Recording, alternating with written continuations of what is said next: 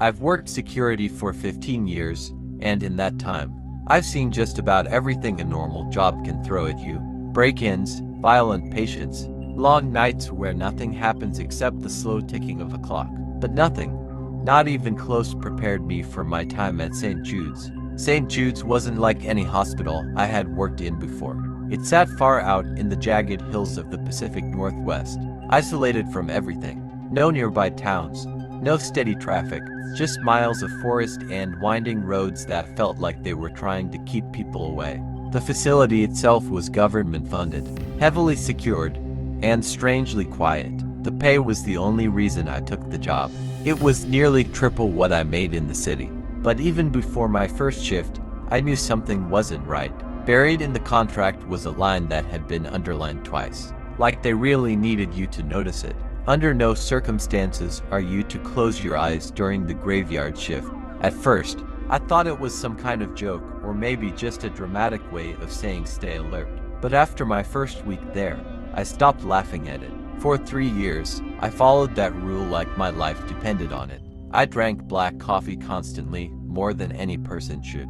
My hands would shake sometimes, and my heart would pound so hard it felt like it might break through my chest. But I didn't care, because something about that place felt wrong. The air inside the hospital was always colder than it should have been, no matter the season, and the silence in those long, spotless hallways wasn't peaceful. Then came the night I made a mistake. It was a Tuesday in mid-November. I was working the usual 12 a.m. to 8 a.m. shift. A thick fog had rolled in from the mountains, pressing up against the glass walls of the lobby. It was so dense you couldn't see more than a few feet outside. It didn't look natural. It just sat there, unmoving, like a wall. That was when I started feeling it. The exhaustion hit me all at once, but it wasn't normal tiredness. It felt forced, like something was pushing down on me, dragging my eyelids shut. I stood up immediately, trying to fight it off. I went to the restroom, splashed freezing water on my face, paced back and forth across the lobby, even slapped my own cheeks just to stay awake. But it didn't help. My body felt heavier with every second. My legs dragged as I walked, like I was moving through water. Eventually, I made my way back to the monitor desk, telling myself I'd just sit for a moment. Just a moment to regain control. I told myself I wouldn't fall asleep, but I was wrong. I woke up suddenly, my whole body jerking forward like I had been shocked. My heart was racing. For a second, I didn't even know where I was. Then I looked up at the digital clock on the wall. Only 5 minutes had passed, which means I only slept for 5 minutes. But something had changed. The air felt different, and there was a smell like wet soil mixed with blood. It filled my lungs and made my stomach turn. I turned slowly toward the security monitors, and that's when I saw the morgue doors as wide open. Every instinct in my body told me not to go down there, but this was my job, so I grabbed my flashlight and my radio and headed for the basement. The temperature dropped the second I reached the lower level. It was far colder than it should have been. I could see my breath in the beam of my flashlight as I stepped into the morgue, and then I froze. 6 of the refrigerated drawers were pulled all the way out, and they were empty. These weren't old cases. These were bodies scheduled for transport later that morning. They had been there at the start of my shift. Now they were gone. I forced myself to move, sweeping the flashlight across the floor, expecting to see tracks like boot prints, drag marks, anything that made sense. But what I saw didn't make sense. There were footprints, but they weren't human. Each print was massive, pressed deep into the floor. 3 long claw-like toes stretched forward from each step, digging into the ground. The spacing between them was wrong too. My mouth went dry as I followed the trail. It led straight to the service exit. The heavy iron door at the end of the hall had been bent outward from the bottom. Not broken, not forced open in any normal way. It looked like it had been peeled back, like soft metal. I was still staring at it, trying to make sense of what I was seeing, when it happened. Pain exploded in my neck. It was sharp, immediate. It felt like something invisible had wrapped around my throat and pulled tight. My feet left the ground before I even understood what was happening. 1 second I was standing, and next, I was hanging in the air, choking. I clawed at my neck, desperate to grab onto something. Anything, but there was nothing there. No hands, no rope, just pressure. I tried to scream, but all that came out was a dry, broken wheeze. My vision started to blur. Dark spots crept in from the edges. My chest burned as I struggled to breathe, my lungs screaming for air that wouldn't come. And then, it stopped. Just like that, the pressure vanished, and I dropped hard onto the floor. I lay there gasping, dragging air into my lungs like I had been underwater for too long. My throat throbbed with pain. I didn't stay down there another second. I don't remember how I got back upstairs. I don't remember finishing the shift. All I remember is leaving that place the next morning and never going back. I didn't wait for my final paycheck. I didn't ask questions. I didn't tell anyone what I saw, because deep down, I already knew something I didn't want confirmed. Whatever happened during those 5 minutes wasn't meant to be understood. Something took those bodies, something that shouldn't exist, and for some reason, it decided to let me live. I spent most of my 30s renting a small sheep farm on the edge of the Yorkshire moors. It was quiet out there with just rolling hills, endless wind, and long stretches of silence that most people would find unsettling. But I preferred it that way. I never cared much for people. Animals were simpler, predictable, and safer. I had a flock of 40 sheep, all healthy, all accounted for. For the first month, everything went exactly as it should. The routine was steady, almost comforting. The routine is feed them, move them, check the fences. Nothing unusual. Then, slowly, things started to change. The shadows across the moor seemed to stretch longer than they should. Even during the day, the air felt thinner somehow, like it took more effort to breathe. At first, I ignored it, but then Monday came. I went out early that morning to move the flock, like I always did. As I counted them, I stopped halfway through. I stopped at 39. I counted again. Same result. One was missing. I spent the next 6 hours combing through the hills, calling out, checking every dip, every patch of brambles, every shallow ditch where a sheep might get stuck. I expected to find something, but there was nothing. No sign that the animal had ever been there at all. That was the moment the unease really settled in. I decided not to take chances. Over the next 2 days, I built a reinforced shelter for the flock. Thick timber walls, heavy bolts, a solid wooden door that could be locked tight from the outside. I made sure there were no gaps, no weak points. If a predator was out there, maybe a wild dog, maybe even something worse, it can't get through that structure. The following morning, I walked out to the meadow with a bit of relief in my chest. The door was exactly how I left it, closed, bolted, and touched. For a moment, I actually felt foolish for worrying. Then I opened it. The feeling didn't last. 2 more sheep were gone. 37 left. I stood there in silence, staring into the shelter, trying to make sense of what I was seeing. There was no damage to the walls, no broken wood, no forced entry. The door had been locked from the outside the entire night, and yet, 2 animals had vanished. They are not dragged, not attacked, just gone. That was when I realized I wasn't dealing with anything normal. That same afternoon, I drove into town and bought 3 high-end trail cameras with night vision. If something was coming onto my land, I was going to catch it. No more guessing. I set them up carefully. One pointed directly at the shelter door, one inside the structure, angled to capture the entire flock, and the third overlooking the back fence, where the land dipped slightly toward the moor. That night, I didn't sleep. I sat by the window in my house, watching the darkness stretch across the fields. My shotgun rested across my lap, loaded and ready.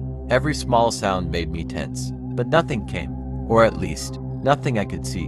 By morning, exhaustion had set in, but I didn't waste time going out to the field. Something told me to check the cameras first, and I'm glad I did, because when I looked out toward the shelter, even from a distance, I could already tell.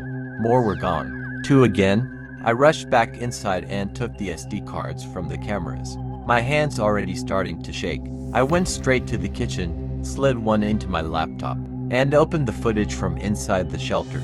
The timestamp read to 14 a.m. At first, everything looked normal.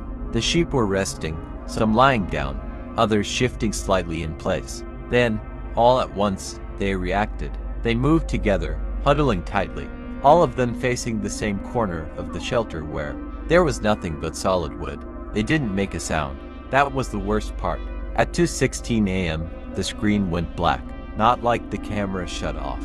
Not like a glitch. It was as if something thick and solid had been placed directly over the lens, blocking everything out. The darkness stayed there for exactly 2 minutes. When the image returned at 2:18 a.m., the sheep were scattered again, and 2 were gone. I checked the other cameras, but still the same thing. At the exact same time, every single one of them went dark for 2 minutes. No movement, no audio, just nothing. A complete void, like those 2 minutes had been erased from reality.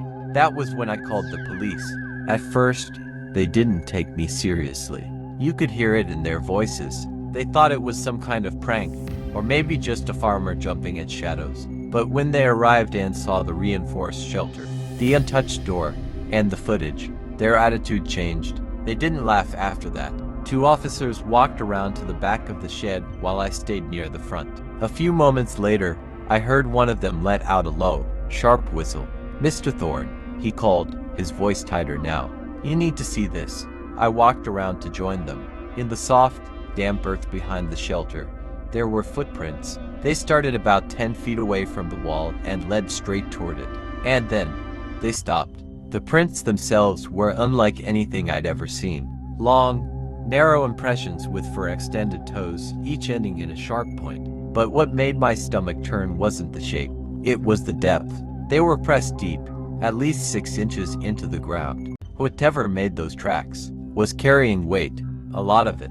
The police searched the moors for 3 days after that. They checked caves, ravines, abandoned structures, anywhere something could hide. They found nothing. No bones, no wool, no remains of any kind. It was like the missing sheep had never existed.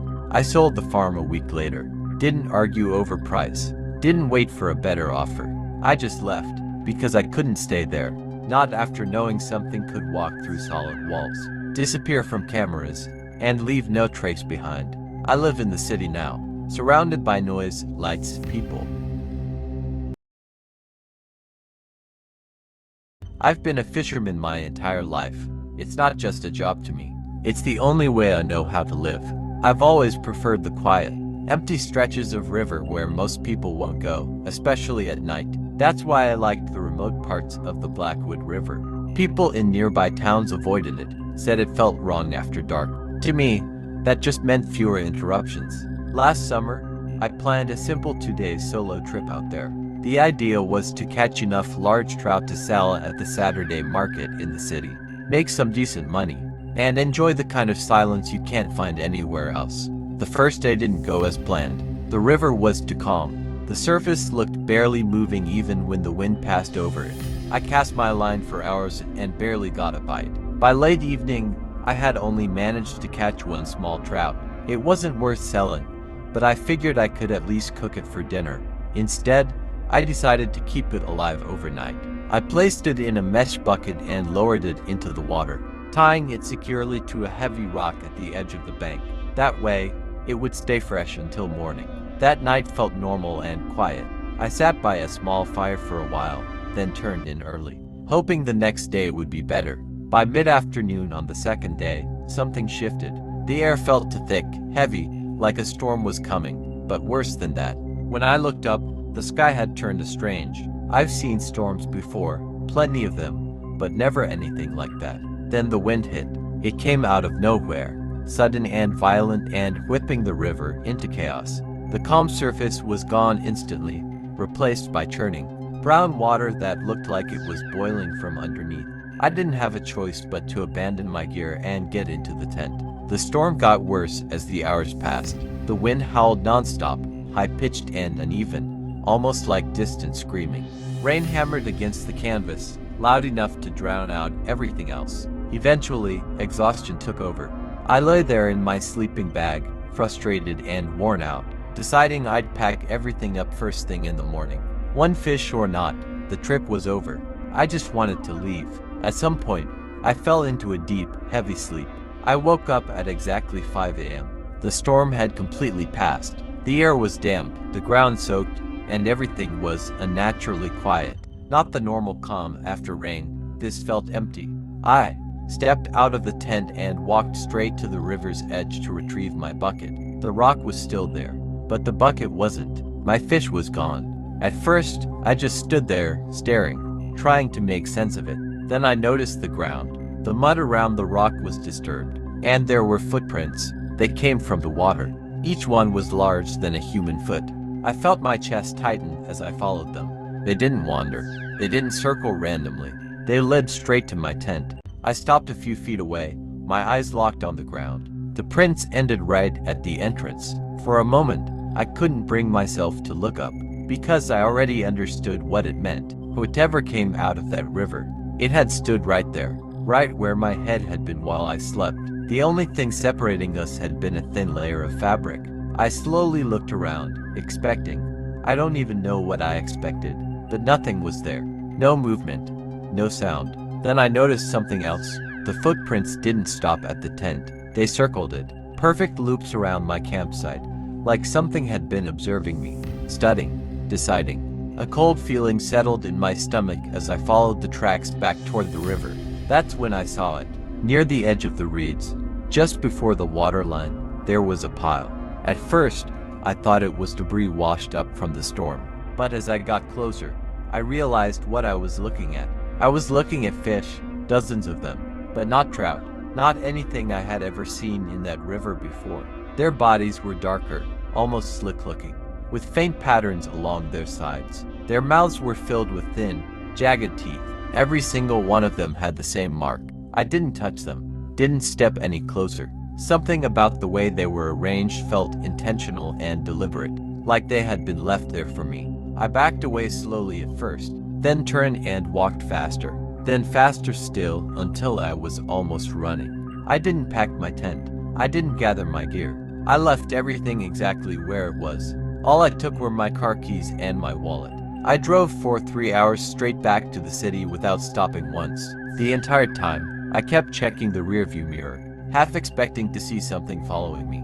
Nothing ever did, but that didn't make it better. I haven't been back to the Blackwood River since. Truth is, I don't fish much at all anymore.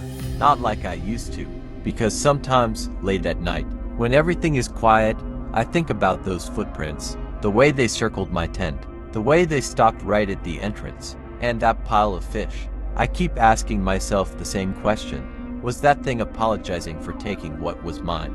Or was it offering something in return for what it plans to take next?